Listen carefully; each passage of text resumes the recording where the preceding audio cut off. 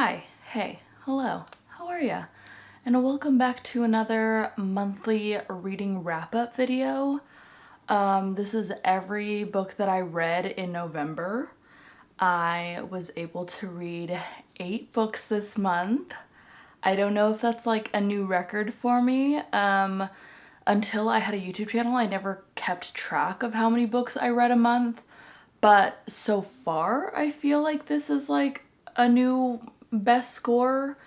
And I'm really proud of myself because like I've said before, I know that a lot of the book girlies out there on YouTube, they're reading like literally 20 books a month, and like that just couldn't be me because I've got a job and I've got ADHD. So I'm not the best at like focusing. Like, for somebody that loves reading so much, it's really hard to read, which is why I also listen to a lot of audiobooks. So shout out to audiobooks for letting me read 8 books this month.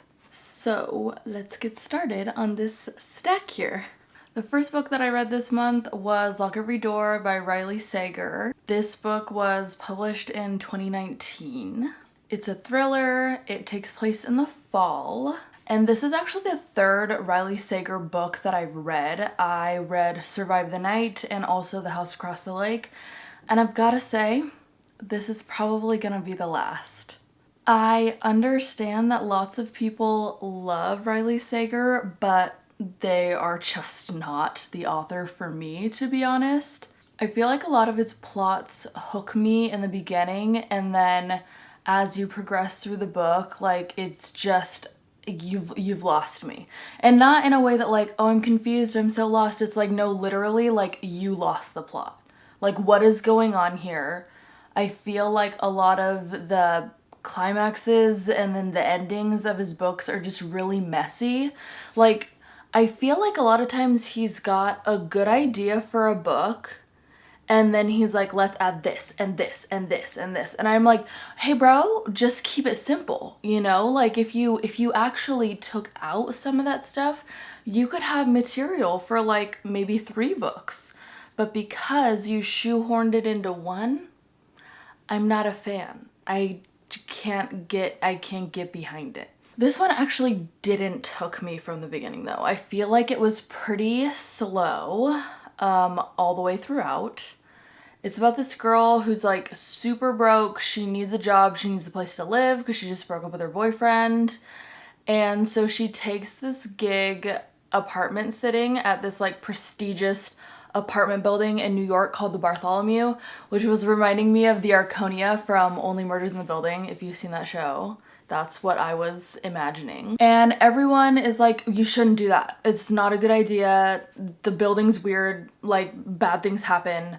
And she's like, okay, but like I need the money, so I'm gonna do it anyway. Like I said, it's pretty slow in the beginning, and then all of a sudden it's just like crazy. It's insane, and not in a good way, to be honest. It just feels like literally, what is happening? Why is this happening? You know?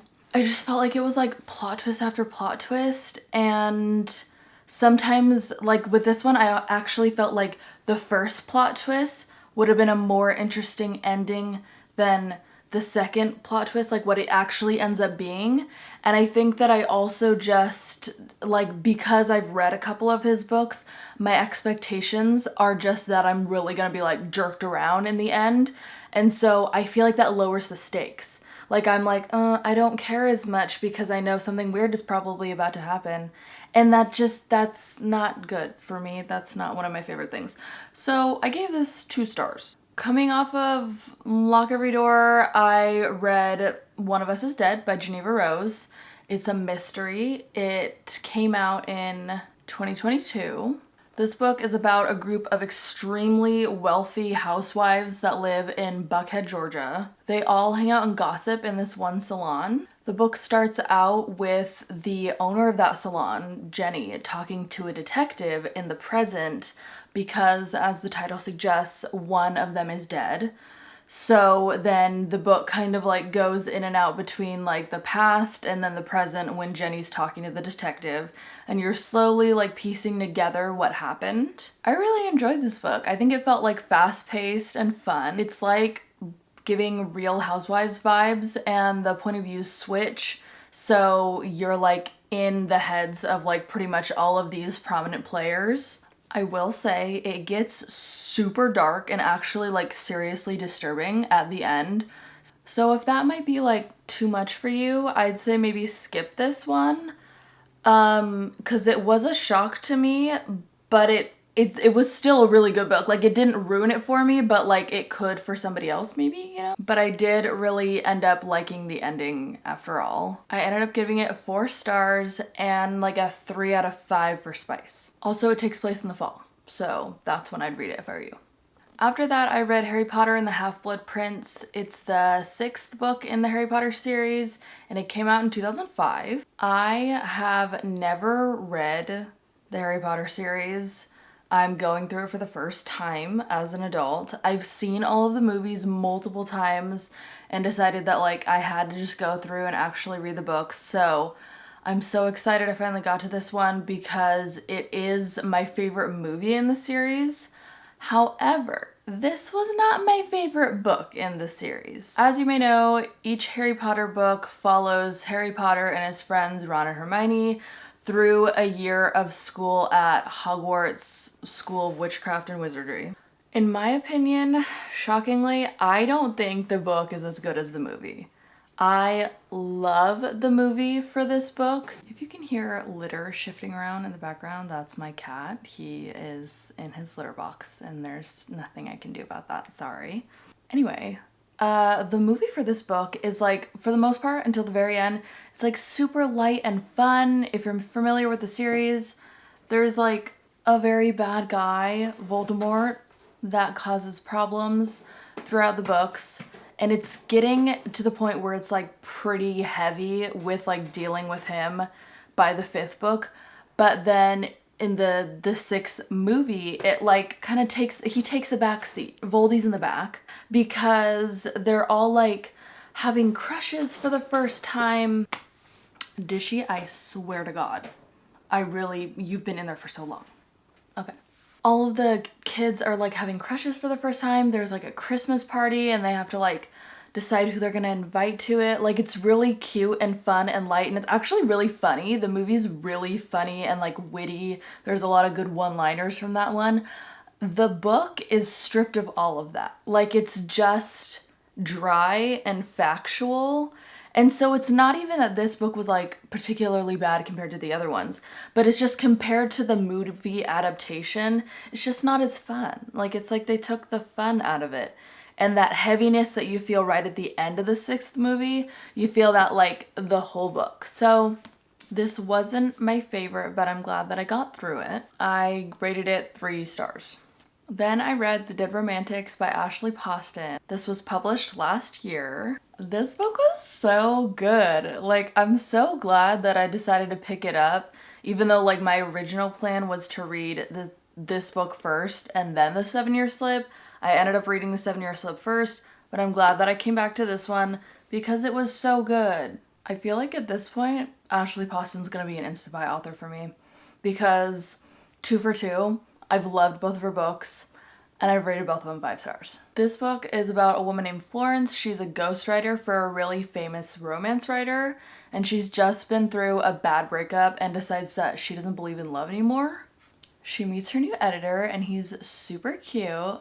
And then she gets a phone call from home and she has to go back home because there's a family emergency. She hasn't been home for an entire decade, so this is her first time back since like graduating high school. She's been avoiding going back home all this time because she has a secret. She can talk to ghosts, she can see ghosts. The story is about love and grief and grappling with growing up and sibling relationships and feeling like you missed out on things with people that you love. It's just really beautiful and cute, and honestly, I think maybe I would read it again at some point. So yeah, 5 stars. Next I read Loath to Love You by Ali Hazelwood. This is a compilation of 3 novellas that she wrote in 2022, but the like book version of like all three of them together came out this year. What can I say? I love Allie Hazelwood so much. She's definitely an insta-buy author for me. She can literally just write the same book over and over and over again, and I will just eat that up, no hot sauce required. Like, I'm so obsessed with every book that she writes, and it makes me sad that some people don't like her because they feel like all of her books are similar. And I do agree that they're similar, but I love it. So like, I don't have a problem with it. And that applies to these as well. The novellas follow Mara, Sadie, and Hannah.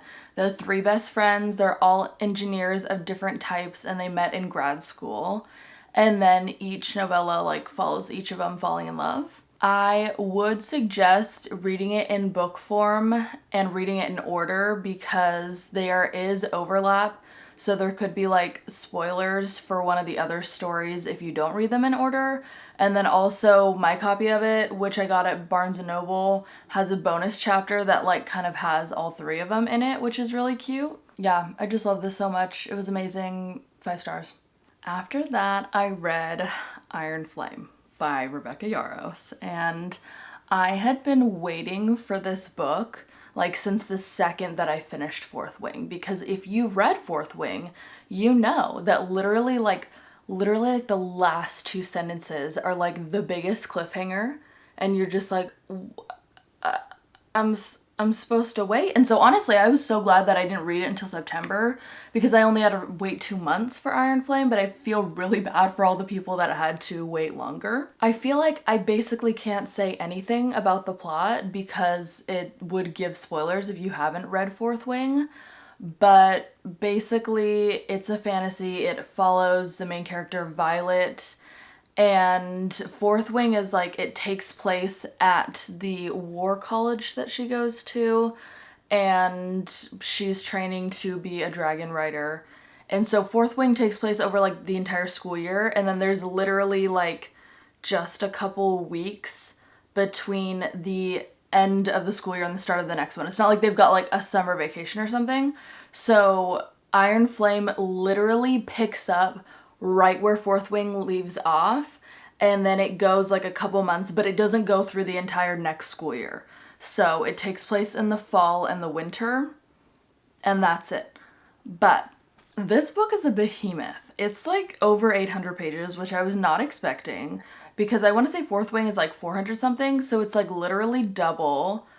Wasn't ready for that, but here we are. I read the whole thing. I will say, not to hate on it, but I do think that Iron Flame, because the novelty of like the going into the world for the first time has worn off, I do think that Iron Flame made me realize that like Fourth Wing isn't written super well, and a lot of it is pretty cheesy.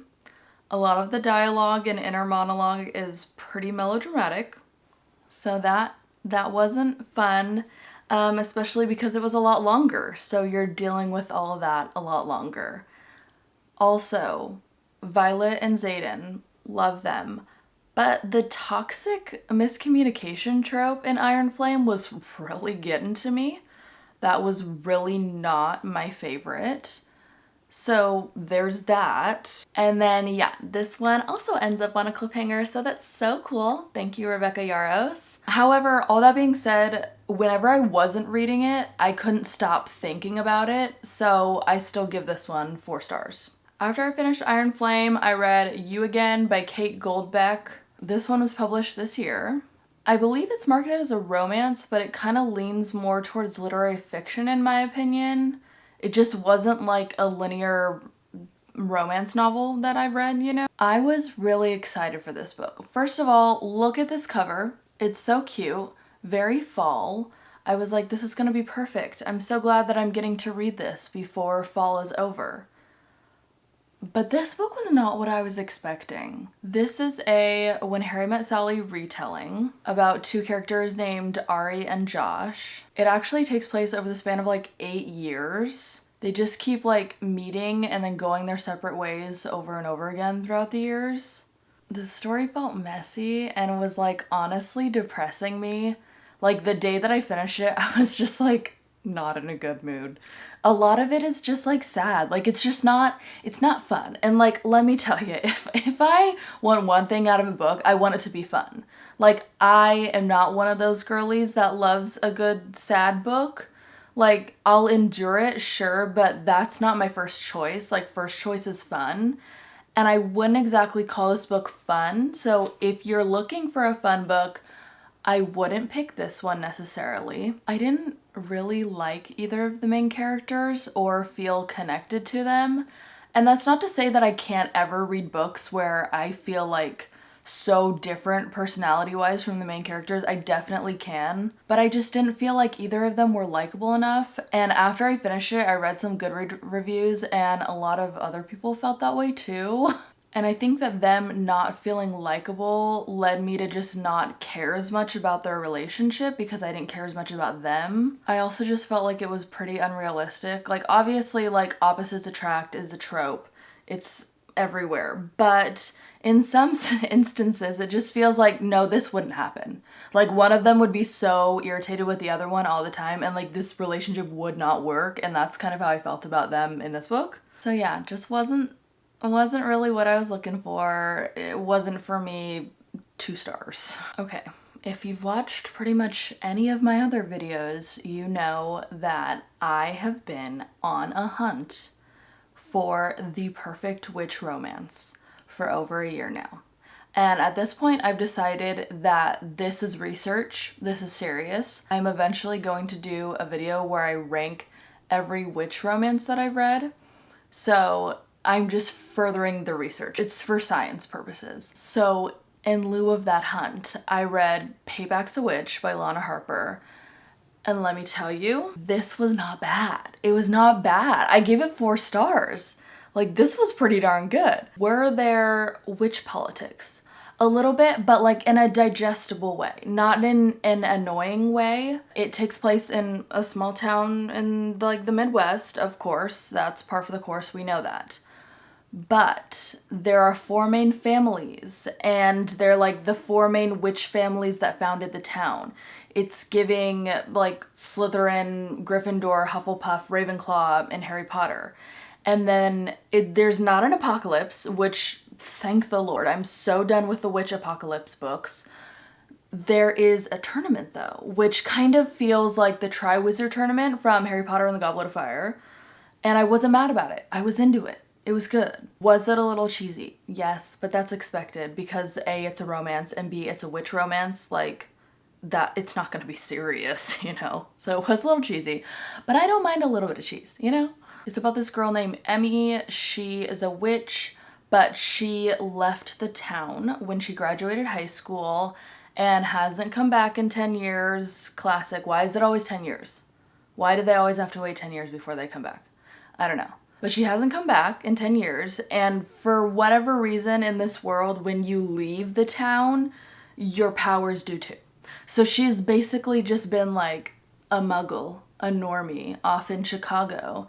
And then she comes home, she gets her powers back because she has to be like basically the judge of this witch tournament because that's what her family does. All the families have like different roles, like they specialize in a certain type of magic. Like one of them, it's like speaking to the dead, and then the other one is like growing plants and stuff, you know? So her family is in charge of like keeping records and stuff, so she's the judge and then she's gonna keep the records of this tournament thingy. And she falls in love along the way, and this is the first of, I believe, 4 books. And I actually liked it enough to read the next one. So yeah, 4 stars. I really enjoyed this. It was pretty good. That concludes this month's reading wrap up. I hope you liked it. If you did, give it a like, give me a comment, tell me what you read in November.